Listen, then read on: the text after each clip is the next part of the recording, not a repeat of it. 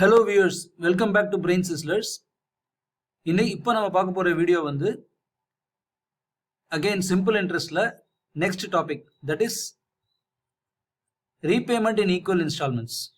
Once again a special welcome to all the competitive exam going students and the middle school graders. So let's now get back to the video. As usual, I will write the date here. Today is 19/3/2024. So topic as well as subtopic இங்க clear-ஆ mention பண்ணிடுறேன். Simple interest. நம்மளுடைய subtopic இன்னைக்கு வந்து repayment in equal installments. Repayment in equal installments. Okay, so நம்ம இத ரெண்டு scenario வச்சு இத பார்க்க போறோம் இந்த வீடியோவை. ரெண்டு சினாரியோன்றது ஒண்ணும் இல்ல, ஒரே கான்செப்ட் தான். ஒரு கிளியர் கட் அண்டர்ஸ்டாண்டிங்காக அது ரெண்டு சினாரியோவை மாத்தி பார்க்க போறோம். Okay, let's get back to scenario 1. ஒரு கிளாசிக்கல் எக்ஸாம்பிள் எடுத்து பார்த்தோம்னா நமக்கு ரொம்ப கிளியரா புரியும். Okay, scenario 1. For example, a person repays the amount of rupees 1092 which is due in 3 years,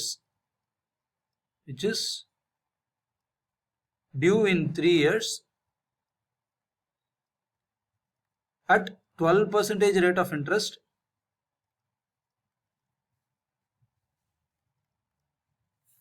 in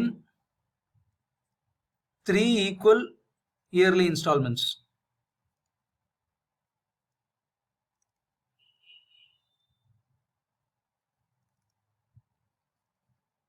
What is the value of the yearly installment? The question. What is the value of yearly installment? So நம்ம approach 1 முதல்ல approach 1 மூலமா இந்த ப்ராப்ளமை solve பண்ணுவோம். Then we will go to approach 2. Both are one and the same. ஒரு அண்டர்ஸ்டாண்டிங்காக வேண்டி தான் இது மாதிரி செய்கிறோம். Okay, so approach 1. So approach 1 நம்ம என்ன செய்கிறோம்னா, ஃபைனலாக நம்ம வந்து கான்செப்டை வந்து இப்படி ஒரு கிராஃப் மாதிரி போட்டுக்குவோம். ஸோ ஃபர்ஸ்ட் இயர் முடிஞ்சவொடனே ஒரு எக்ஸ் அமௌண்ட் கொடுக்குறாரு, செகண்ட் இயர் முடிஞ்சவொடனே ஒரு எக்ஸ் அமௌண்ட் கொடுக்குறாரு, தேர்ட் இயர் முடிஞ்சவொடனே அவர் எக்ஸ் அமௌண்ட் கொடுத்தவொடனே அவர் ஃபுல்லாக கொடுக்க வேண்டிய டெட்ஸ் வந்து கம்ப்ளீட்டாக டேலி அவுட் ஆகிடுது. Okay, this is the clear cut understanding. இதுதான், இந்த understanding is primary of great importance, right? So இப்போ வந்து இதை பேஸ் பண்ணி தான் நம்ம யோசிக்க போகிறோம். Okay, so amount repaid logic பார்த்தீங்கன்னா, amount repaid equal to amount pending, இதுதான் லாஜிக். ஸோ இந்த லாஜிக் பார்த்தீங்கன்னா, amount pending minus amount repaid equal to 0.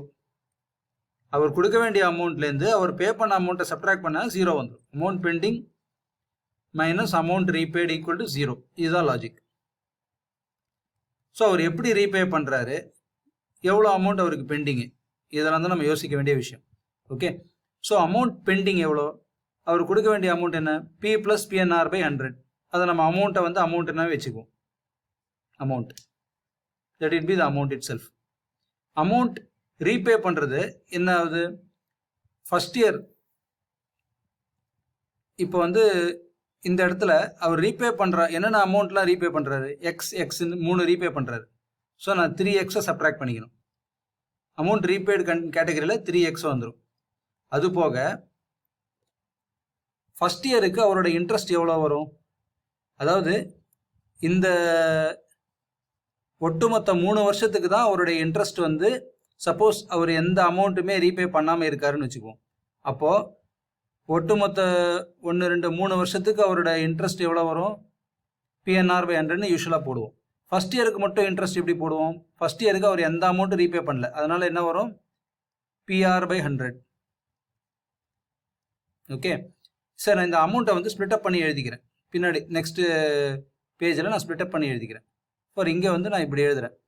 So first இயரில் அவர் பே பண்ண வேண்டிய இன்ட்ரெஸ்ட் வந்து PR/100. செகண்ட் இயர்லேயும் அவர் பே பண்ண இன்ட்ரெஸ்ட் PR/100, தேர்ட் இயர்லேயும் அவர் பே பண்ண வேண்டிய இன்ட்ரெஸ்ட் PR/100ன்னு வச்சுக்குவோம். ஆனால் இந்த எக்ஸ் அமௌண்ட் பே பண்ணதுனால அவர் அமௌண்ட் ரீபே பண்ண வேண்டிய, அவர் கொடுக்க அவருக்கு எக்ஸம்ட் ஆகக்கூடிய இன்ட்ரெஸ்ட் அமௌண்ட் என்ன, ஓகே, இந்த amount P minus X into R/100 பே பண்ணால் அவர் போதும் இந்த வருஷத்துக்குரிய இன்ட்ரெஸ்ட். ஏன்னா இந்த பிரின்சிபல் அமௌண்ட் இந்த ஒரு வருஷம் முடிஞ்ச உடனே இந்த எக்ஸை கட்டிடுறாரு. அதனால அவரோட பிரின்சிபல் அமௌண்ட் குறையுது. பிரின்சிபல் அமௌண்ட் குறையதுனால இந்த 2வது வருஷம் அவர் பே பண்ணக்கூடிய இன்ட்ரெஸ்ட் PR/100க்கு பதிலாக P minus X times R/100 மாறுது.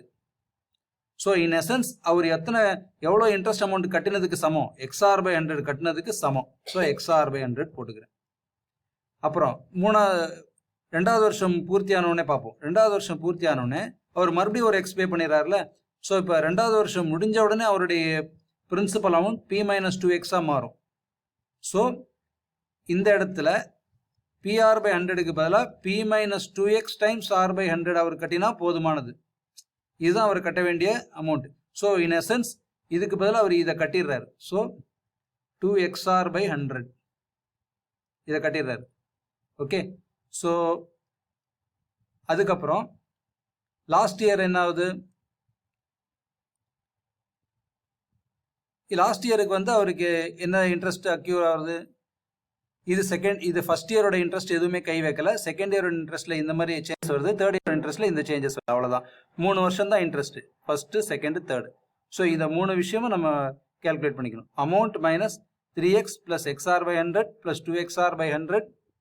Okay, that is equal to 0. இதுதான் லாஜிக். ஓகே. ஸோ இப்போ இந்த அமௌண்ட் வந்து நம்ம எப்படி எழுதுவோம்? அமௌண்ட்டை ஸ்ப்ளிட் பண்ணி எழுதுங்க. So P plus P into 3 into R/100. Okay. Minus 3x plus XR/100 plus 2XR/100.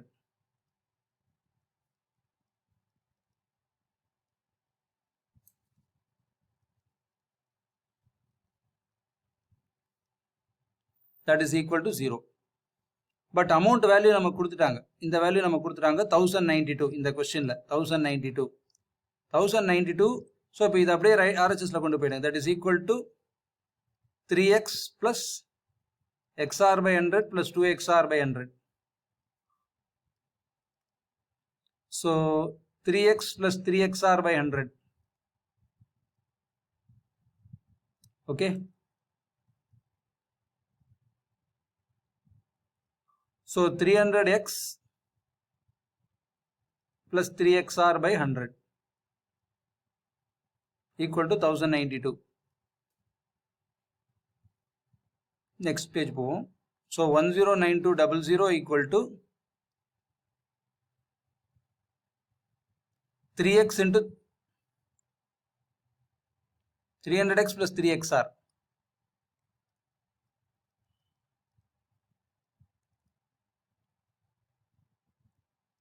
Three எக்ஸை காமனாக எடுப்போம். 100 + 3R வரும். ஸோ ஆர் வேல்யூ நமக்கு தெரியும். தட் இஸ் 12% கொடுத்துட்டாங்க. So 3x into 100 plus 36, 136. Okay. So 3x into 136. So x is equal to 109200 by 3 into 136.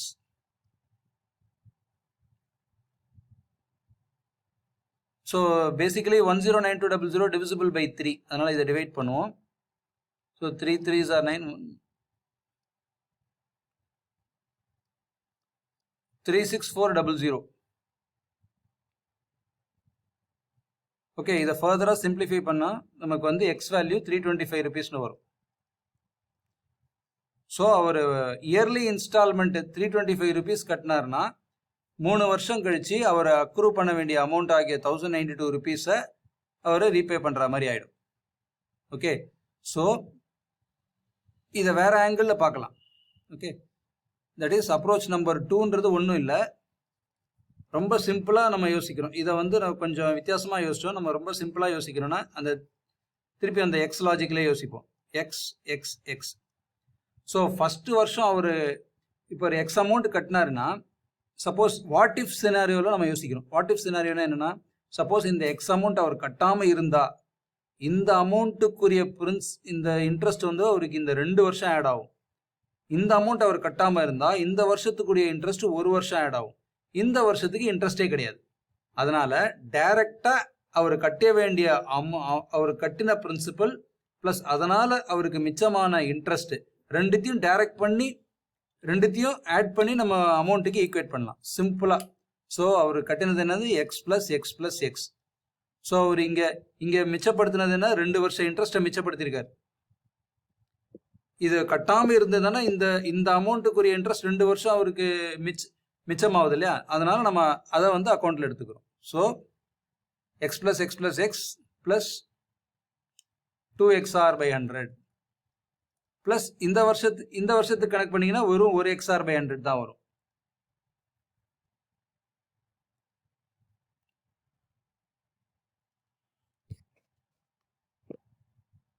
Okay, so இந்த logic தான் போன சம் போட்டால் அதே லாஜிக் தான், பட் இதை இந்த ஆங்கிளில் யோசிக்கலாம், அவ்வளோதான். அதுதான் நம்ம அப்ரோச் நம்பர் 2ன்னு சொன்னால், வேற எதுவும் இல்லை. ஓகே, நவ் ஸோ இப்போ இன் எசன்ஸ் போன சம் போட்ட அதே லாஜிக் தான். Okay, so 3x plus, so இப்போ இங்கே ஒரு விஷயம், இதுலேருந்து நம்ம ஜெனரிக் ஃபார்முலா கிரியேட் பண்ண போகிறோம். ஜெனரிக் ஃபார்முலா இப்போ இங்கே பார்த்தீங்கன்னா 3 வருஷத்துக்கு 3x போட்டீங்க. பட் இங்கே கவனிச்சிங்கன்னா நல்லா கூர்ந்து கவனிங்க, r/100 into X, r/100 into 2x. Okay, so இந்த 2ன்றது n-1, இந்த 2xன்றது n-1 டைம்ஸ் எக்ஸ், இது n-2 times X. Okay, so in general nx plus அதாவது 1 வர வரைக்கும், so n-1 times xr/100 etcetera up to xr/100 that is equal to amount. Okay, generic formula நான் எழுதுறேன். So nx plus xr/100 into n-1 plus n-2 plus n-3 up to 1. Okay, அதுக்கு வந்து சிம்பிளாக நான் n into n-1/2ன்னு எழுதலாம். Okay, அது வந்து நீங்கள் பர்முடேஷன் காம்பினேஷனில் படிப்பீங்க. ஸோ இது n-1 times xr/100 plus n-2 times xr/100 அப்படியே போயிட்டே இருக்கும். Okay, so n times n- sum of n natural நம்பர்ஸை வந்து n இன்ட்டு n+1/2ன்னு எழுதுவோம். So sum of n-1 natural நம்பர்ஸை n இன்ட்டு n-1/2ன்னு எழுதலாம். ஸோ இதை இப்படி எழுதலாம், xr/100 into n into n-1/2 equal to a.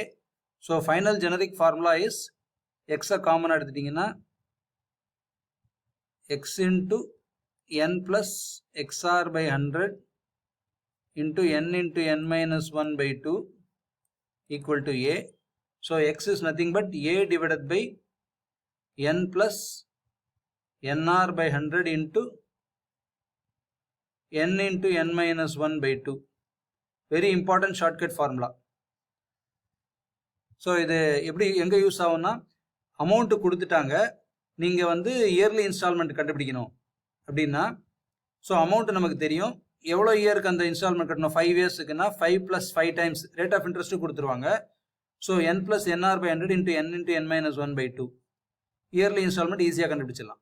Okay, but இந்த இடத்துல சப்போஸ் மந்த்லி இன்ஸ்டால்மெண்ட் ஆச்சுன்னா இங்கே டிவைட் பை இங்கே செகண்ட் டேர்மில் வந்து இன்ட்டு 1/12 போட்டுக்கணும், அவ்வளோதான். That is the only alternate thing that you have to do. Okay, rest of everything is same. Thank you all. Thanks a lot for வாட்சிங். Have a nice day.